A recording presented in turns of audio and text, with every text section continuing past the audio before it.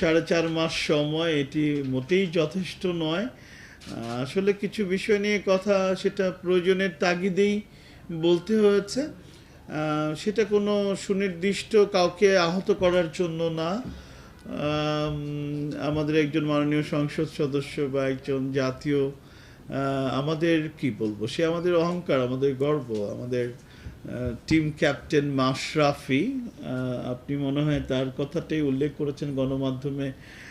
আমার যে বক্তব্যটি ভাইরাল হয়েছিল, তো এইটা হ্যাঁ, পজিটিভ নেগেটিভ তো থাকতেই পারে অনেক কথা। তো আমি যেটি সঠিক মনে করেছি আমি সেটি বলার চেষ্টা করেছি। মাননীয় প্রধানমন্ত্রীও এই বিষয়গুলো জানেন, এবং যারা আসলে অত্যন্ত কদর্যপূর্ণ ভাষায়, অনেক অশ্লীল নোংরা ভাষায় আমাদের অনেকেই হয়তো অনেক কথা লিখেছেন, যেটা আমাদের কাছে কখনোই কাম্য হতে পারে না, আমরা সেটা আশা করি না।